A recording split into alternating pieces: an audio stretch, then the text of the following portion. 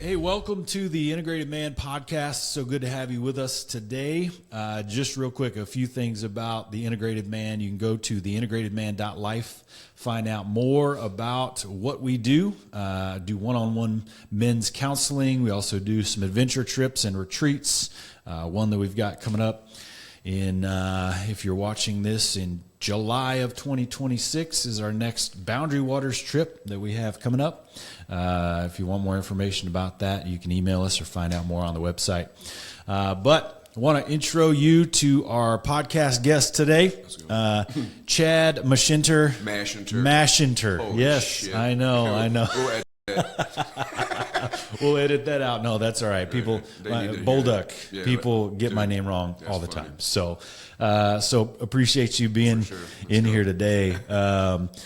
So just a quick intro on Chad, and I'll let him kind of get into this story a little bit himself. But Chad and I met, it was probably 7 years ago, maybe. I'd say longer than that. Yeah? Yeah. Okay. Anyways, it was, funnily enough, at a track meet of my son's, we've got my oldest son's special needs, and he was just gravitated towards Chad and just loved on this guy, and it's crazy how you encounter people and 100%. And how God kind of rolls things out. But we've been friends since then. Chad is probably the most raw guy that I have in my life. Just a real raw, passionate guy, and we've shared a lot of life together. You've taken some interesting journeys with a little sprinkling of my guidance and me watching, you try and fall and fall. Like, all right, we'll try again. But we've had a really cool friendship and a really cool journey. I asked him to come on the podcast because I think some of the life experiences that he's had and the things that God has done in his life really resonate with a lot of the guys that I talk to, a lot of the guys that we hear on our podcast and through our ministry. So, Chad, kind of give me a quick bio on who you are, your background. Tell me a little bit about yourself, as much or as little as you want to share. I don't know, Chad Mashinter. Like I said, I've known you for a while. Yeah. 47 years old, married Erin Mashinter. Well, she's now Erin Mashinter. She was Erin Levan. Been married for 14 years. We got married in 2014, or 12 years, something like that. My son Carmine. Yeah. That's how we kind of met, because at his track meet with Brighton. Yep. My oldest son Roman. I don't know. That's just kind of where I'm at, like right now. Who Chad is, family, married, doing life. You're a pit bull dad, right? Yeah. I got 5. Holy shit, man! I got 5 dogs. Yeah. Monsters, dude. Yeah, Moose is a 125-pound XL bully. He's a big lap dog. Yeah. He tries to be. So, good time. Yeah. So Chad, tell me a little bit about your upbringing. I know. So we have a monthly fire at my house, and we got into this a little bit last week, and I just kind of want to bring some of this onto the podcast because I think it's an interesting perspective. I literally only asked one question that night, and that just kind of flowed. The question was, how did your dad handle anger? And that question just kind of rolled around for the rest of the night, and developed and snowballed into a lot of stuff. But you kind of, got into the story of your dad and him passing when you were young and stuff like that. So tell me a little bit about that and about how your perspective of what a man and or a father should be was formed as a kid. Well, it was right and wrong. My dad did die when I was 3. I had 2 brothers, Brian and Eric. So I was born in 79, so he died in 81 or 82. Man, I don't really remember much. One of my brothers ran me over with a bike, and a man fixed my knee. I think it was my dad. Yeah. But that's all. That's the only memory I may have of him as a dad. So as far as the whole anger thing, I never definitely didn't sort of see that. My mom remarried a gentleman named Jim, great guy. We're still talking about anger. I never really saw any anger with him. He was just a really calm, collective guy. But I was still young, so I really wasn't. I don't know. I don't think I was really picking up on things at all. Really, I just think I had a pretty good childhood. My mom was always nice. Everything was good. Go ahead. So if I had kind of throw an overarching question, looking back on your childhood, who would you say taught you what a man was? Man, I don't think anybody. To be honest with you. It's things I picked up, I would say, because, listen. Trial and error, or? Trial and error, but it's kind of hard because I just had my two brothers. My oldest brother, Eric, probably took the brunt of it the most because he was the oldest kid that lost his dad, so he kind of turned into kind of a troublesome kid. So that's what I looked up to the most, because I guess he was the man in the house, so I kind of looked up to that. So that's where I got a lot of it from. To be honest, dude, TV. I would say, unfortunately, The Cosby Show, Family Ties. Like I watched a lot of TV. My mom was at work. We watched TV. Man, maybe some friends. So I have a friend, Brian Steele. Like best friend. Like I don't know life without Brian. In my life, like he's just my neighborhood. That's all I know. Sure. His dad, U.S.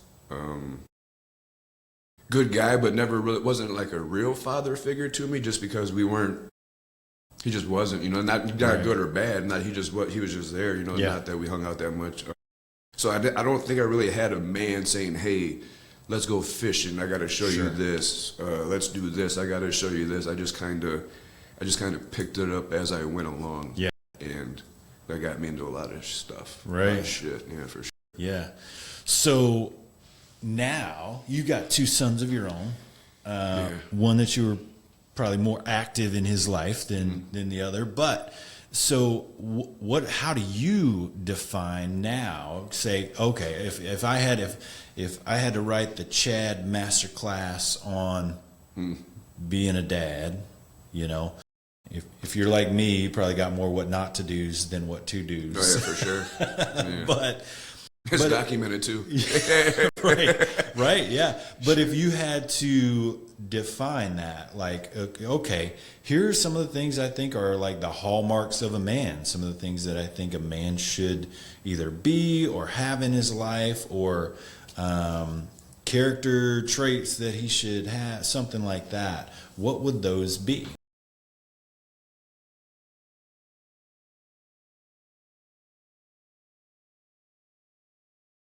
Few, because I always fall short on them, but consistency, always being there. I think I'm pretty consistent with being there for my kids, but consistency, availability, I think that's huge for kids today, to have the father that be there for whatever, whether it's to play catch, drive a car, just a conversation. It's just to have a man in the house to just bounce things off of, or just to have a conversation with.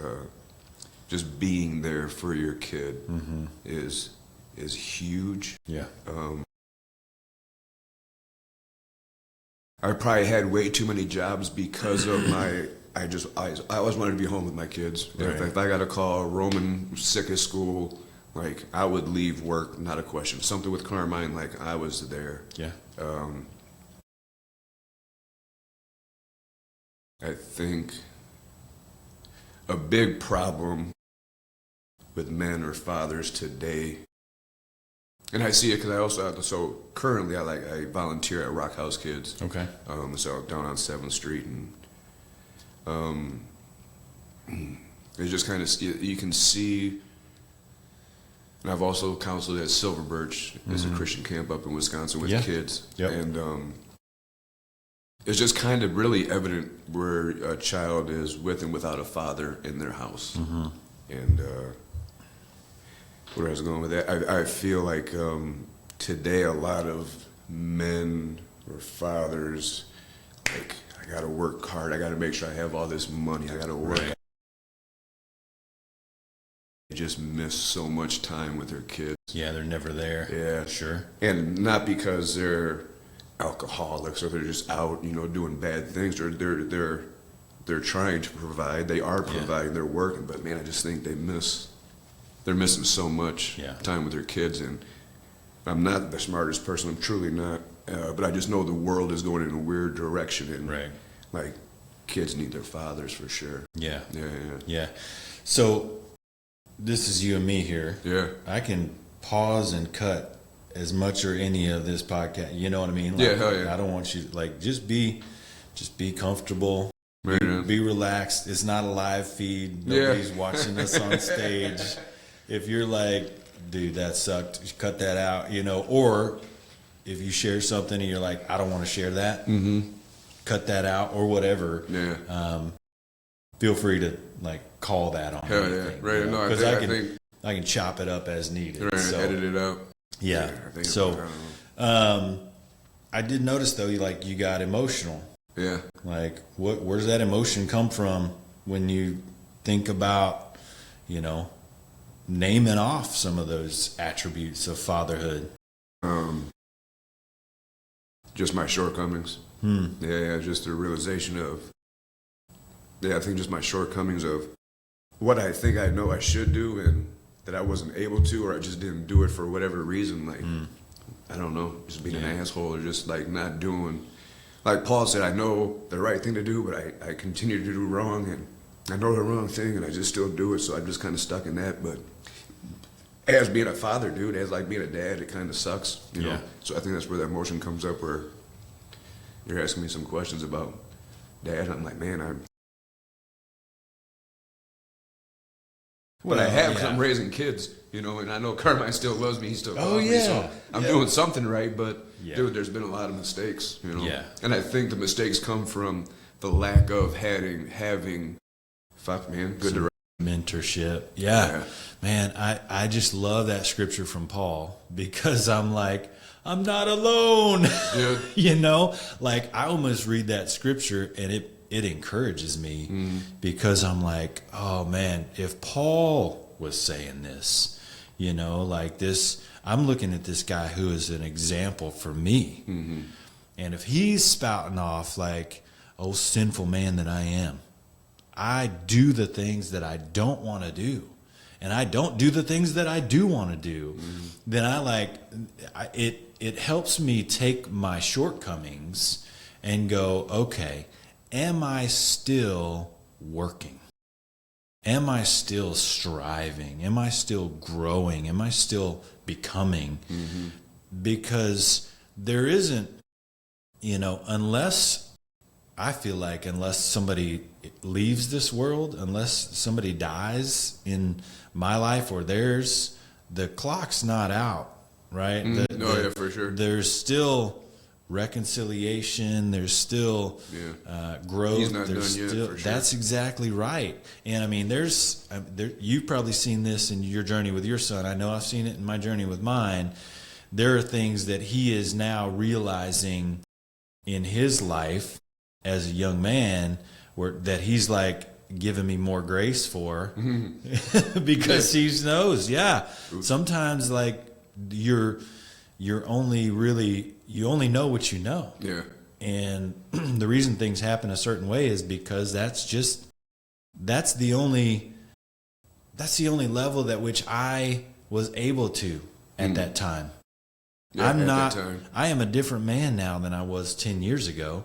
I wasn't able to make the decisions 10 years ago that I am now. So why does the now me hold my 10-year ago self accountable for what I know now? Yeah.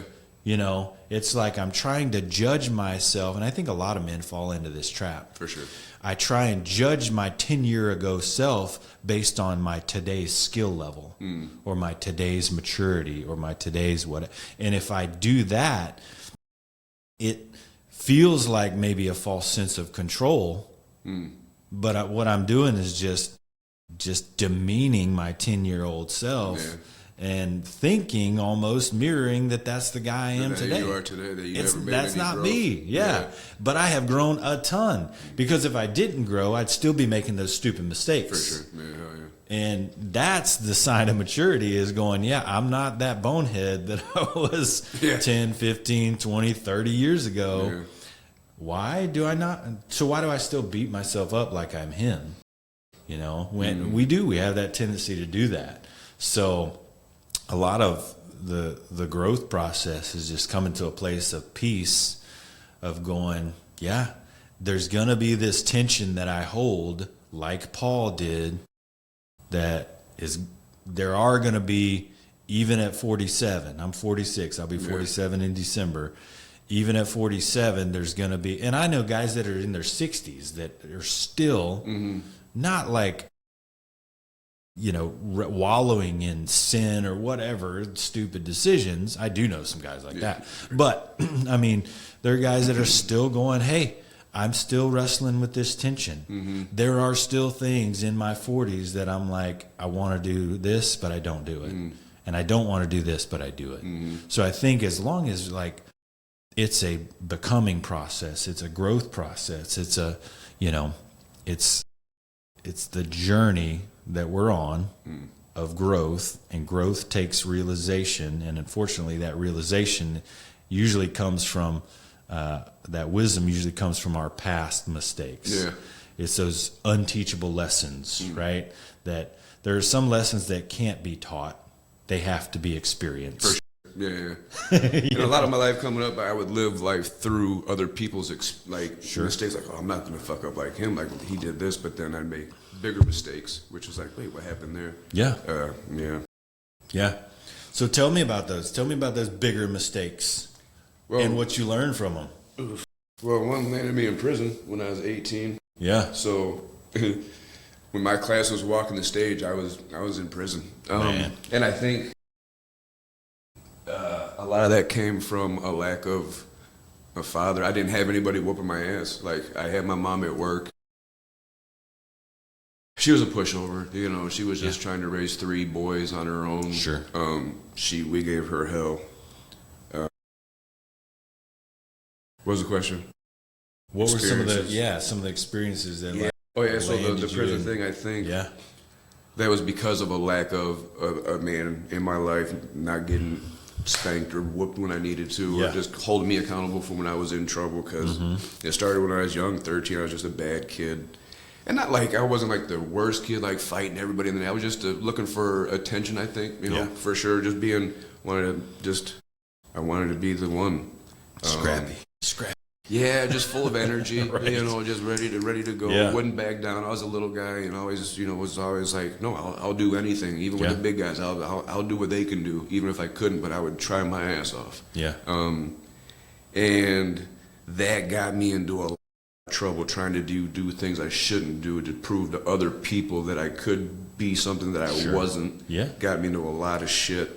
Got me kicked out of a lot of schools. Went to Christian Life, got left there. Lutheran, I got kicked out of Lutheran. Went to Harlem, got kicked out of Harlem. Harlem High, who the gets kicked out of Harlem High School, dude? Yeah, I did. Twice.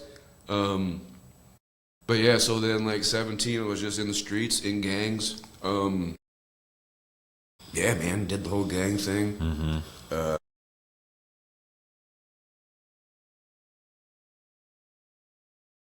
Man, I don't know. I think I was just looking, man. You know, just looking for what I didn't have it. This on a podcast, but you know, just trying to figure it out. But I don't know why I did a lot of things I did, but more for attention. But it got me in a lot of shit. So I ended up in prison at fucking 18, dude. Yeah. How long were you in there? 2.5 years. They gave me 6 years. Wow. I had a couple class X's. Big mistake. Not knowing exactly what I was doing and the consequences that came with it. Yeah. You know, again, from no direction, being in the streets, getting wrong direction, getting the wrong ideas of what a man should be or what tough is supposed to be, or, you know, just it was all wrong. I think I was being directed in the wrong. Like, the devil was very active Yeah. You know, back because I believe the seed got planted in the summer between third and fourth grade. Okay. Because that's when I met Rhonda Cluck and Lisa Haney. Okay. And that's how I ended up at Christian Life for a year. Man, we could talk for hours, but we'll get to it. But I believe that's when God planted a seed. Yeah. Fourth grade, and then just got away from it, and then. But the devil, man, listen, I believe he was real active because he. Yeah. I believe still to this day, I think I'm supposed to be great at something. Mm. Yeah. I think the devil just really got in the way of that. Yeah. Ended up in prison at 18. Did 2.5 years. Yeah. Again, a young man trying to look and getting more misdirection while in prison. Right. What I think men are supposed to be and what fathers are supposed to be, because I didn't have any kids at that time, but you know, here men are, well, my kids, I would do this if they did that. So getting the wrong idea of how to raise a kid. Yeah. You know, thinking, oh, when I have kids, I got to make sure to do this so they don't end up where I'm at, and this is how they're, but just wrong. Just all wrong, dude, wrong direction. So would you say prison exposed something in you or just hardened something in the wrong direction? Ooh. Yes. Yeah. Yeah, both. See, exposed, I don't know. I was just so young. I went away at 18. Right. I came home when I was 21. If it exposed anything, it exposed the idea that I don't ever want to be back in prison again. Yeah. It exposed the Right. idea exposed the idea of what freedom is. Like, I had lights out. Like, you're getting up, you're gonna do it. Like, chow is this, gym's this. Like, freedom. I couldn't just go and do anything. I had my mom that had to come. It was just so that maybe was exposed. Yeah. What was the second part? Did it expose anything or did it just hardened in the wrong direction some things? Yeah, you know, like, and I'm a big movie guy, but like the movie Blow, when Johnny Depp, he's like, you know, I went to prison, got this, and I came out with a bachelor's in this. Like, you learn some different things. Right. Like, oh, you should have done this. You know, this is how you can beat the system like this. You get, you know, just the loopholes of the system. You know, don't do this, and you can get away with this. And yeah, it definitely taught me a lot of the wrong things. Right. Yeah. Yeah. Unfortunately. Yeah. So if you could go, you know, of course we're talking about not living in the past, but if you could go back and say one thing to your 17-year-old self, what would you say? And you said one thing. Oh, or a couple, whatever. What would you tell your 17-year-old self?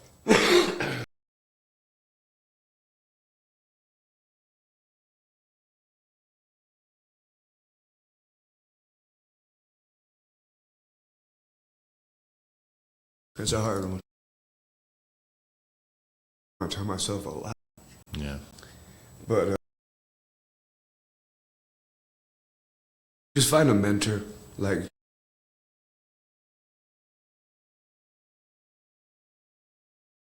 a 17-year-old how to find a mentor. But I would be like, you need somebody to help direct you because you're doing these things wrong. Yeah. You're looking in all the wrong directions. Like, step back, slow down. Yeah. Find somebody that can kind of direct you on a better path. Yeah. You know, and you know, I don't know how that would. I don't even know how I would do that, but that's what I would want to tell my 17-year-old self. Like, hey, stop.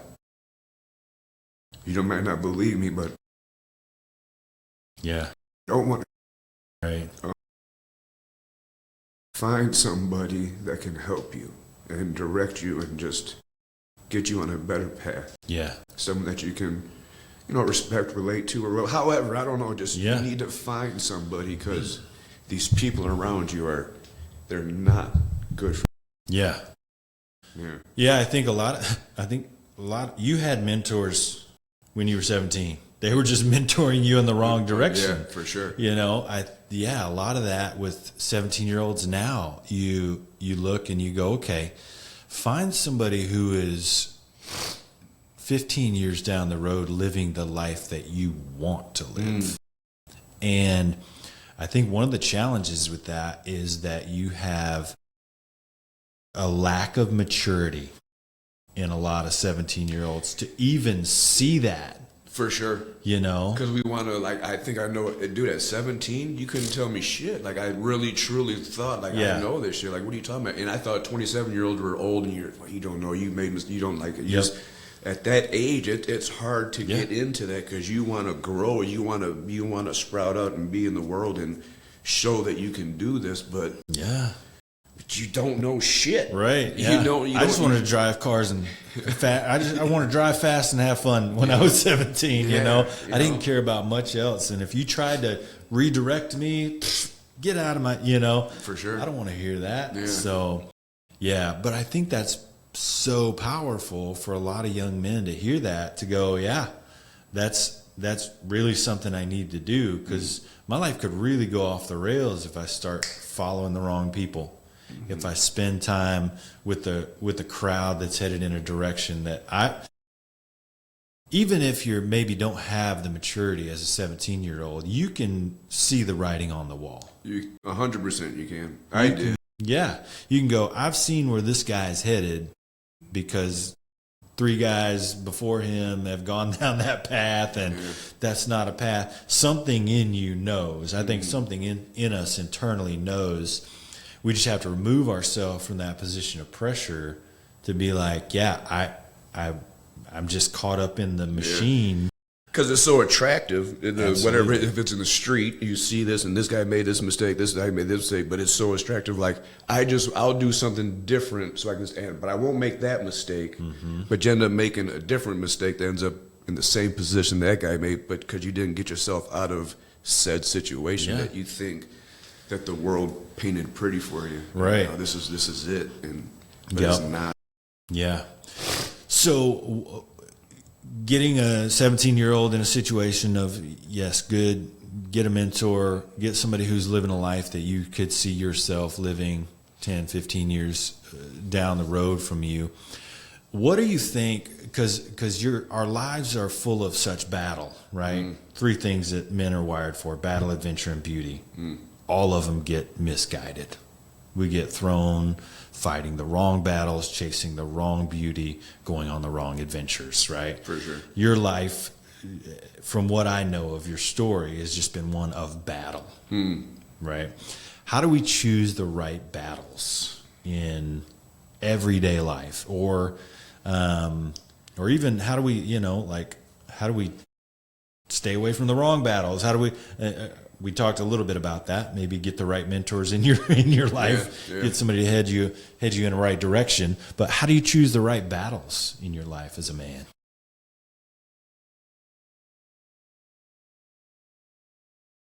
Yeah, because I still make mistakes, a lot of them, picking bad battles. I think I just lost my job because I picked a wrong battle, but that's all right. But seriously, your community, the people around you, keep good people around you, like-minded people. And it's hard. It sucks because, sometimes you have good friends, real good people that you really do love and care about, and they're not good for you. Yeah. But not that they always have to be toxic, but just their thought process of where they always want to go and what they think is a good time, but you love this person, and you have life with them, and you're like, man, it's just, and you kind of, so it's just about, they're hard decisions you have to make. Yeah. You really have to sit down and no, what do I really want? I think is going to be the best for me, my wife, my family, this said situation that I'm in, and if you can take a second or two to take a step back and look into tomorrow. What's going to happen? What's tomorrow going to look like after this situation? Yeah. What's a week going to look like after this situation? Whether it's my anger getting in the way, my emotions, my sadness, any thought that's going on, a bad decision, a battle. How do I fight this? Because I'm wired. There's a lot of things stirring up in there. How do you tame the beast? Yeah. There's a fucking animal in there that just wants to get out constantly. Right. Yeah. And that's another thing, another podcaster. I got to talk to somebody else about that. But, being able to do that because, dude, if I let those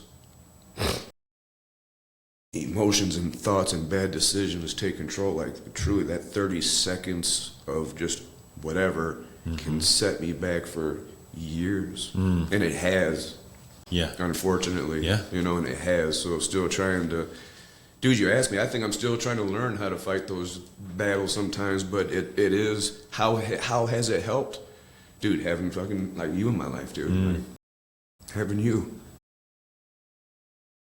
People, the fires. I go to men's things, you know, just trying, like doing the effort to go look for people that kind of think like me and just maneuver this life because, dude, it's weird right now.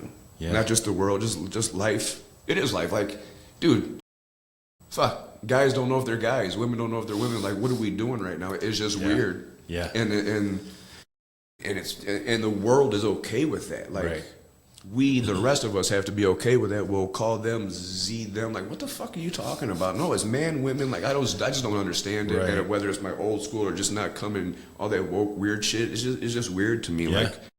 Like, but then like the world is putting that on us. Sure. It's weird and I don't know. So I think it's really important, man. Just now and even now in our time, to be around good people to help you like block out the weirdness that's not, you know. Yeah, you kind of some of what was bubbling up in there got me thinking about just what I think is an important aspect of our lives as men. Like we're filled with so much emotion, right? All of the emotions. We're sad, we're angry, we're excited, we're, you know, there's all the whole emotion, emotional wheel. Yet on one side of things, we're taught to just suppress it, right? Yeah. And you can't. You've got to be stoic. You've got to be strong. You've got to suppress your emotions. You've got to. On the other side of things, who's saying that? And I don't mean to cut you off, but like, why are we getting told that, and why is that like? Yeah, that is bullshit. Yeah, I think it's any strength pushed to an extreme becomes a weakness, right? So I think there have been so many examples, and there's this catchphrase nowadays, toxic masculinity, right? Where that people are throwing that out there when what they really mean is that strength, whether it's male or female, strength pushed to an excess that causes harm to people is toxic. Yeah. Period. Yeah. Like toxic masculinity, toxic femininity, whatever. Like strength in one area pushed to an excess causes harm. For sure. And what we do is we just blanket statement one thing or something that mimics it or looks like it, or when you step up in strength to tell somebody no, then you get branded as having toxic masculinity. When you in this subjective society that we live in, and you step up to say, no, this is wrong, and people are like, oh, you can't tell people that they're wrong. Well, why not? Yeah, what are we supposed to be doing then? So it kind of muddies the waters of like, okay, well, can I not have my own personal convictions? Yeah. Can I not have my own personal beliefs? Well, yeah, unless it interferes with somebody else's beliefs. And, you know, it just gets all kinds of crazy, and morality gets lost in the mix. But I think the ideal situation is that we're able to take those emotions that we have, those very strong emotions, because they make us a powerful part of who God has wired us to be as a man, and to harness them in the service of helping others, right? You've got I read this book years ago. Gosh, the name is slipping me right now, but it was talking about the Hudson River in New York, right? And there was this mom who drove her car into the Hudson River. With the kids. You remember this story? With the kids, yeah. With the kids in the car. Mm-hmm. She was at the end of her rope of being abused by a man. He would abuse her, he would abuse the kids, and she saw no other way out and just flipped the switch, lost it, drove her and her kids into the Hudson River, and they all died. Mm-hmm. In that same Hudson River, now a man drove somebody to do that. In the same Hudson River, you had the captain of that airplane, Sully Sullivan, who was able to emergency land the plane in the Hudson River, sparing the lives of all 132-ish people on board. I don't know if I've got the numbers right, but just the dichotomy of the strength of one man caused so much good, and the strength used in a wrong way of another man caused so much harm. And how you can take the strength that you have and use it in a negative way. For sure. You can harness it in a negative way. So the goal with masculinity in general is taking the strength that we have and harnessing it for great things. Not just the greatness inside of ourselves. You said you got greatness inside of you. I believe that. And taking that, harnessing your strength to use that greatness for not just your benefit, but the benefit of all of those around you. You know, and a lot of that I feel like is where we get misguided. We turn it internal, and we make it about us, and we make it selfish, and we self-focus everything, and then we kind of get, run off on a tangent of my own little habitat of just things that affect me. And not just completely ignoring the effect that everybody who depends on me outside of my, tunnel vision is affected. And I think that, that's something that we can really be challenged with in our life. I kind of ran off on a tangent there. No, that was good. But I think battle, harnessing our strength for other men, or for masculine strength in the service of others, is a powerful thing.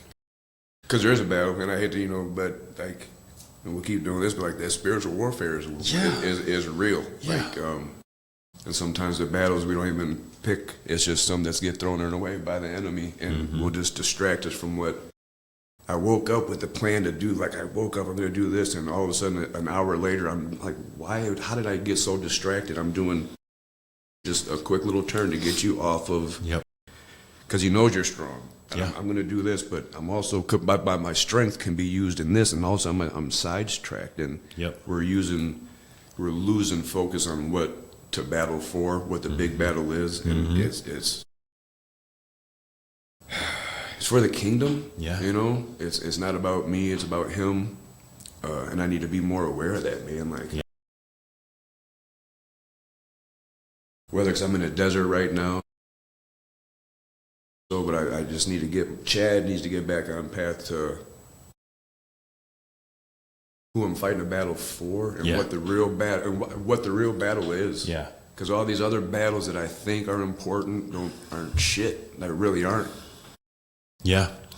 One of I've heard this, and I don't know who to give credit to for it, but one of the biggest battles that we fight against our enemy is him trying to convince us that there isn't a battle. If the enemy can convince us that there is no battle, he's already won. So we get lost in this just noxious world of ourselves, or of distraction, or of social media, or of gluttony, or of sin, whatever it is, right? That we wrap ourselves up in, to be like, which it's not. It's just anesthetizing ourselves. We're just giving ourselves a drug to be numb, to the fact that there is a battle, because every time we step into it, we face a reality that we're not prepared for, that we don't want to give effort to, that we're not ready for, whatever it is. One of the things that, you train jiu-jitsu, right? And the mat doesn't lie. When you step on the mat, you're forced to put yourself in a situation where something's going to be proven. Mm-hmm. The problem is most people live lives on the sidelines, just never get on the mat. Yeah. And it's a comfortable place to be, but it's not a place where you'll grow. No, you don't die on the sideline. You don't gain any strength when there's no resistance, So, yeah. All right. A couple things as we wrap up. Dude. Number one, who's one of the biggest influences in your life? Either all growing up or somebody you've watched consistently over the years or whatever it is. Who's probably one of the biggest influences in your life?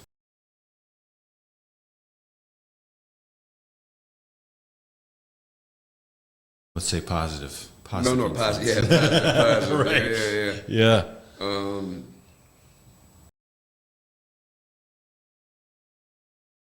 I'll say my mom, dude. Yeah. Just a really strong woman. Went through hell. We put her through hell. Mm-hmm. She made it through and continues to just love like I knew the love of Jesus before even knowing Jesus through my mom. Wow. So I'd say it's my mom for me for sure. Yeah. That's cool. Gotta love mamas. Dude. Yeah. And give me one book that's changed your life. Oh, wow. Other than the Bible. Yeah. Wild at Heart, dude. Yeah. And The Alchemist.